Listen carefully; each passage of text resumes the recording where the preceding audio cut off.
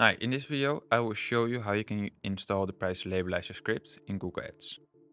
So what you need to do is create a new script, and you can do this by going into Tools in Google Ads, then Build Actions and then Scripts. And from there you have your script overview, and you can create a new script by clicking the plus sign or button. Then you come in a new script environment.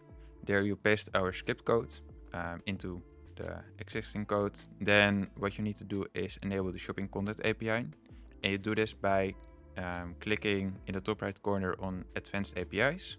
Then a pop-up will show and you select shopping content and click save. Then you need to preview the script and it will start loading, but then it will give a warning that you need to authorize the script. You need to authorize the script, follow the steps, and then everything is done for the authorization. Then what you need to do is change the spreadsheet URL.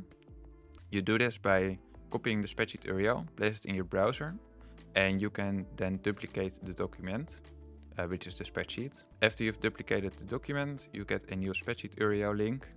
Copy this one and place it into the script environment after the variable spreadsheet URL. So you need to replace the old URL there. Then you can close the script. And what you need to do is set the script schedule. So in your script overview, you set the frequency to daily because you want to populate the script daily with new data. And then you have also it in your nice overview of the graphs. So you can see how products change over days. Emergency center, we set it to weekly, and I will explain in that video why. Then after you have set your schedule, you need to set up the account config. And there's a separate video on how you can do this. So for now, you've installed the script, and that's everything you need to do in this video.